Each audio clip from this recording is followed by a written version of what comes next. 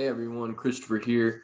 Today we're going to be doing an astrotheological sermon on the mysteries of Noah.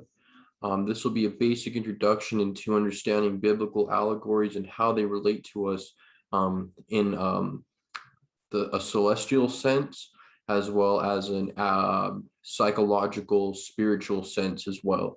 So we're going to be following the Hermetic principle of as above, so below, relating it to the story of Noah, and understanding how this can open up a beautiful activation on the inner planes so that we can seek for an inner transformation when we're preparing our own personal arc, which will be going into the meanings of some of these words that appear in the story and how it relates to different aspects of our consciousness on the alchemical journey through the earth stage of consciousness, entering into the water stage of consciousness. Unwanted for whatever reason, I've just been kind of intuitively prompted to start off with Noah. So let's get right into it. I'll share my screen briefly.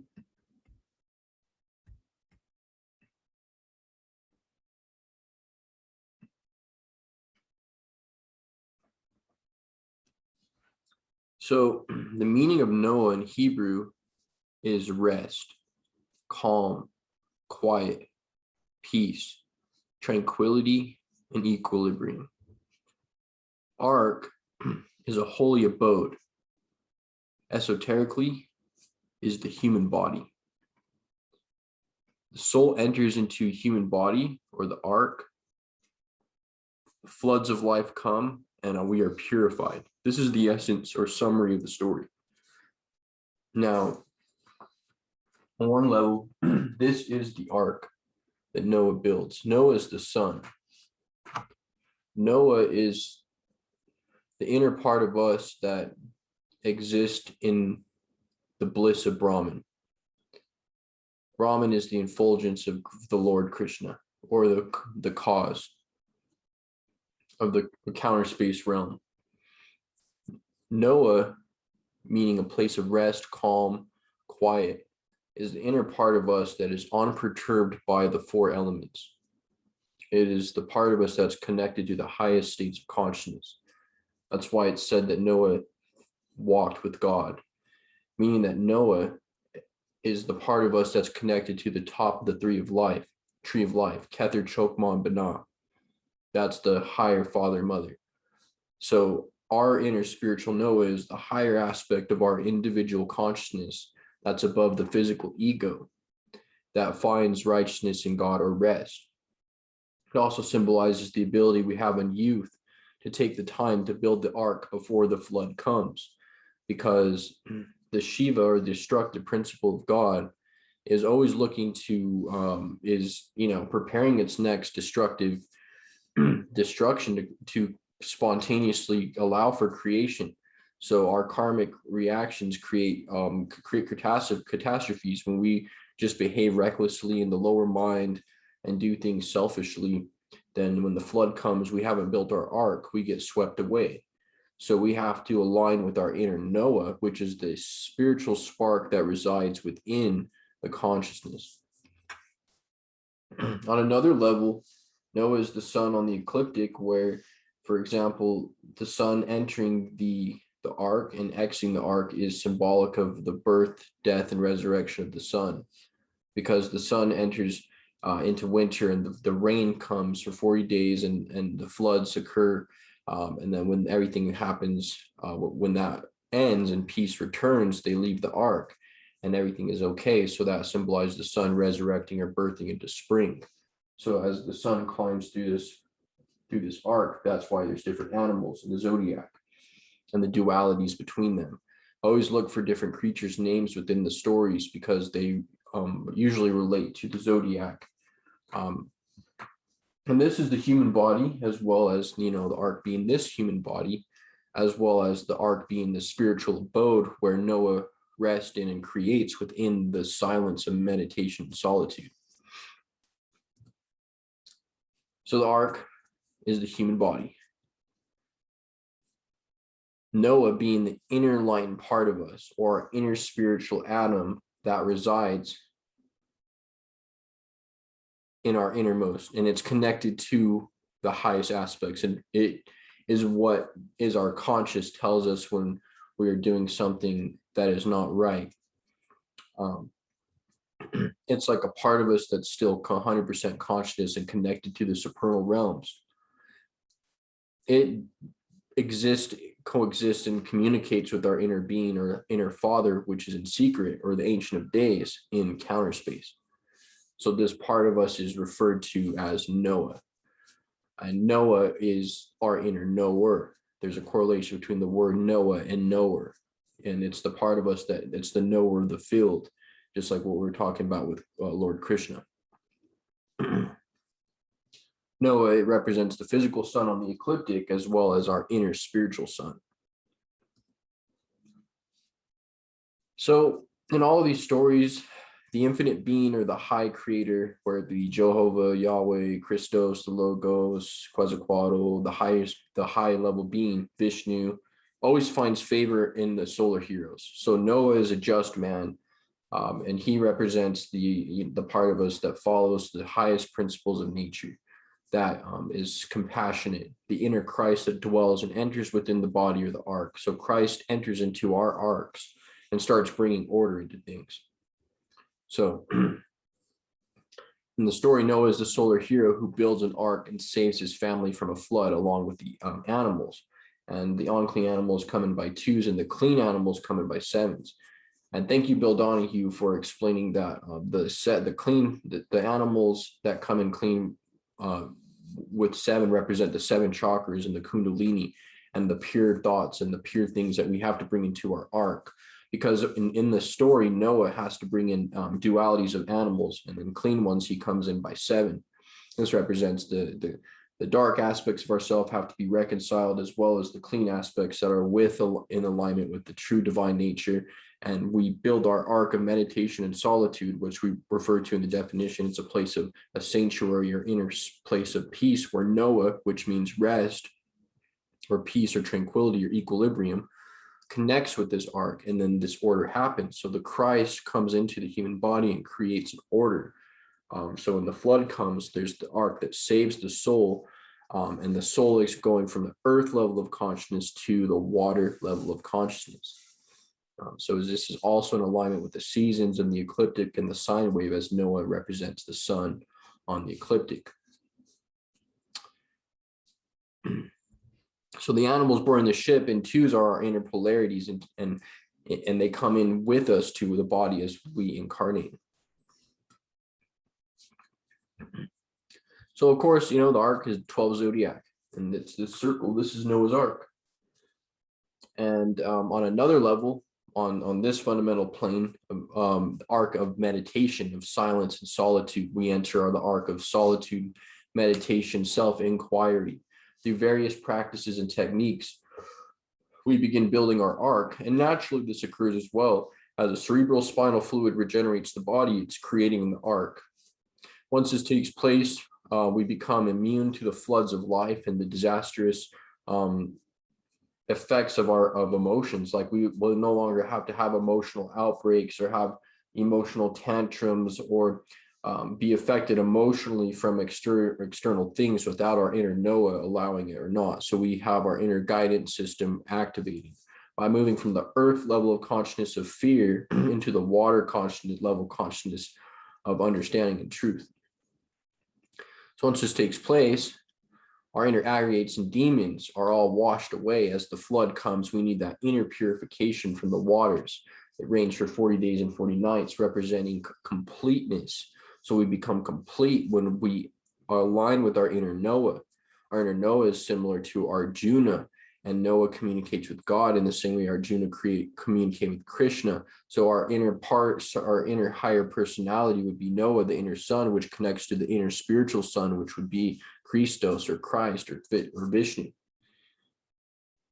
So we have to put to death the carnal mind, transmute our waters, and enter from beta to alpha, which is from chaos to a sense of peace, by allowing us to create our ark and use the ark, which means calm, quiet place.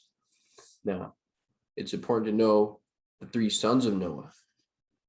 The three sons of Noah represent the three aspects of consciousness that are born, or the qualities of the mental body, the body that lives in the counter space realm, as well as the astral body. And they represent different aspects of our consciousness that are given birth once we follow through with this process within. Now, Noah is always obedience to the inner father, or the cerebrum. The cerebrum is our higher guidance system, and Noah is connected to it and resides. And by doing this, we purify our lunar consciousness into astral consciousness, and we're able to wake up in dreams, have full control of our sexual energy. Notice how Noah was in a boat in the ark, and he was at peace when all of this was happening, the floods, and the people that he was with woke him up and said, "What is going on? Why are you asleep when all of this disastrous things are taking place?" Because he's always in the enlightened state of consciousness. And that boat is also the constellation Argus. And also, not to mention that also Jesus was in a boat with the fishermen when the storm came, and they also told him to wake up, master, why are you asleep? There's a storm coming, because that part of us is at rest. Jesus and Noah represent the part of the consciousness that is in the abode of Brahman. We are here, right? We're here right now. We are coexisting with that substratum, and that is our ark that we can use to latch onto when the physical body gets flooded and swept away through life, or literally, we can be resting in our ark, our spiritual abode. So the ark is the human body as well as the spiritual abode. So when Noah sends forth the raven from within the ark, it represents our inner self reaching out to the heavens and earth, or the exterior reality after being within. So this ark that we create, we have to communicate with the external heavens and the earth as well. So we send forth the raven. So it's actually interesting to see that raven represents is one of the animals that's at Scorpio, because Scorpio is the raven as well as the scorpion and the phoenix as well. Now, this raven is the part of us that we send out to communicate with the physical world, to send a message to the creator, to say, is it okay to step out now? Is it okay to come down to a level of being able to communicate on a physical level, to come down a bit, grounding. So Noah's three sons, three qualities that are born from the inner spiritual nature: the astral body, mental body, and the body of causes. It's interesting to know the dove is sent forth three times representing the mental body, our mind, body, and our emotional nature.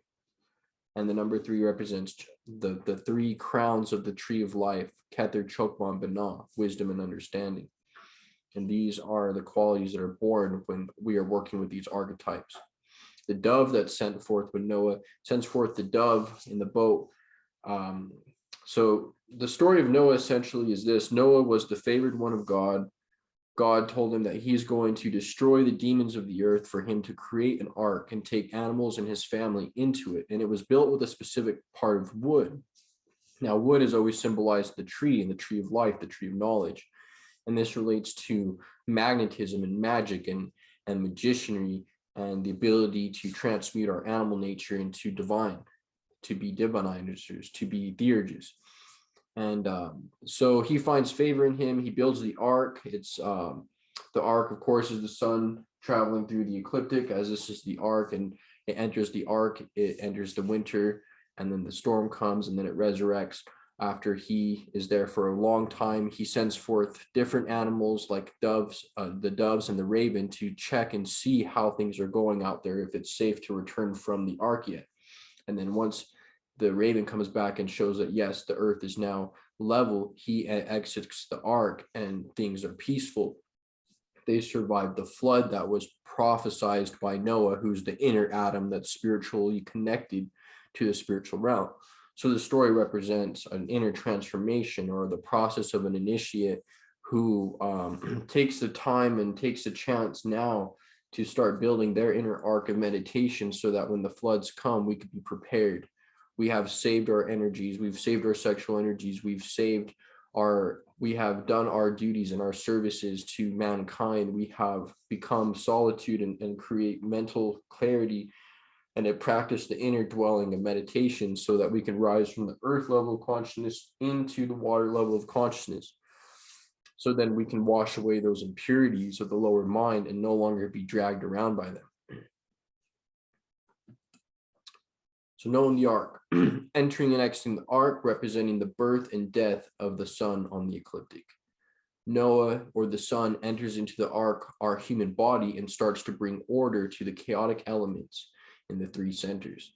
So Noah represents, look at him, he's the master carpenter. Right here we have what I would call Masonic symbology, showing that he is the hieroglyph within us that is creating structure within our psyche, building order. He's building the ark. He's the wise man within ourselves that we can connect to.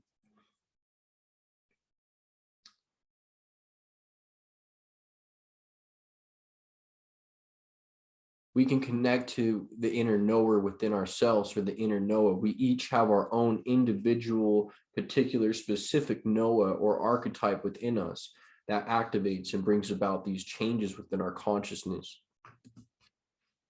So what can we draw from this? That Noah is an initiatory story.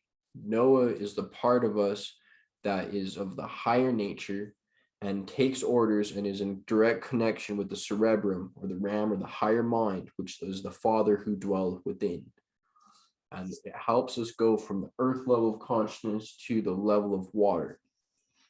Noah is the part of us that finds praise in the eyes of the universe. It's the part of us that is conscious of other people's suffering, the empathetic nature, the compassionate nature, the part of us that will step up and say, hey, you know what? I'm done with these bad habits. I'm done hurting people that I love.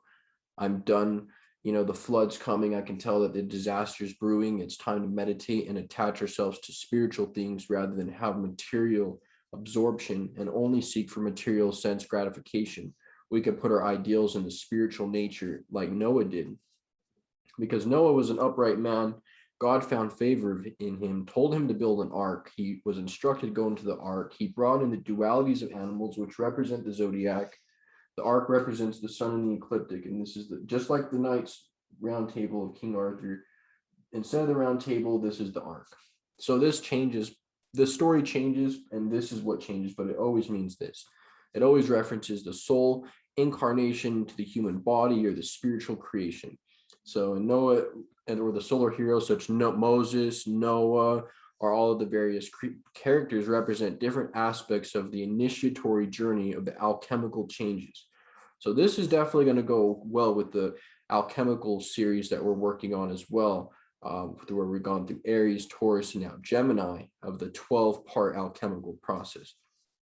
We also have to take a look into the Bible and understand the mysteries Kabbalistically and esoterically so that we can help initiate processes in our life. So the solar force is in our sexual organs. The electric magnetic energy are the dualities in the boat. We have to transmute from our animal nature to give birth to the spiritual qualities, or the seven, rise up to the seven chakras. Gemini is seen in this story as the dualities that enter the boat. In the same way that James and John in the story of Jesus who enter the boat are Gemini. The boat is a sine wave. The boat is our body. And the sun is Noah. And Noah is our inner knower. And our inner knower, like Krishna says, we have to be the knower of the fields. Know the knower and the knower in the field. And that is true knowledge. Because the one that Noah communicates, Noah is the knower, but the one beyond Noah is the Supreme Father, our within that dwells, our inner being. That is dwelling with Krishna and Radharani in the highest planes. And it's a true existence, better than this and more subtle. And essentially that part is outside of the knower and the field. So in order to move from the earth level of consciousness to the water, we have to enter that place of silence. We can meditate. Santos has taught this meditation in his lectures that's very helpful to help start building the ark. It's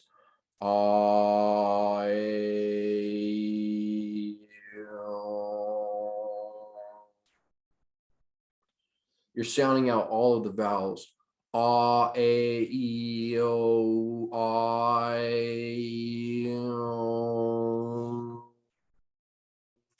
And you're bringing the energy up and around and cooling it down at the heart. You're entering Noah, the silent abode within, until the ark is complete, the flood has come, and you've reached the water. The water has purified the earth, and you're ready for air, level of consciousness, and finally fire, which is the purified, Christified mind, which we'll be talking about in future lectures. Another way is to listen to beautiful music like classical Mozart, Chopin, Debussy, very beautiful music that can help you ascend to the deepest levels of consciousness and find your calm and quiet place, so that the material modes of nature and emotions don't have to affect you. You can have your arc in place. The earth, to master the earth consciousness, we should take up some type of physical routine. We should exercise daily. We should take care of the physical maintenance of the body. We could have a brush and perform body brushing every morning and brush our pores and breathe in and out of our pores by breathing in and out of our body rather than our lungs. We use our imagination to breathe in and out of our body. This is another way to work with ourselves on a physical level. Making sure that we're exercising every day, living in our peaceful abode of meditation, either throughout the entire day or at specific times. Preferably at the time of Libra at 6 p.m. or 6 a.m. Aries is the best time for meditation or internal alchemical transmutation. So what are the aspects that, Noah had to build this ark and be protected from all of the aggregates that were that the God wanted to cleanse the earth of, right? Well, who are these negative entities that the flood was going to wipe away? Well, they're none other than the lower aspects of our mind, the inner parts of us that cause a lot of problems. Selfishness, greed, lust, gluttony, wrath. And if we work with our inner Noah and we activate this part of our brain right here by abiding here, instead of abiding down here in Egypt, which is below the kidneys, we can abide in Jerusalem.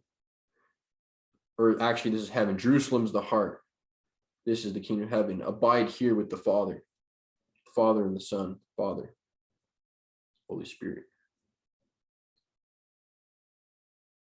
So as we can see, we're going to be diving into the initiatory mysteries of the Bible, and also looking forward to doing this with the Upanishads as well. I hope you've enjoyed this intro into astrotheology. I hope you enjoyed this sermon, and I deeply appreciate you guys. Please reach out with any questions. I would be more than happy to answer, and I'll see you guys next time. Thanks. Bye.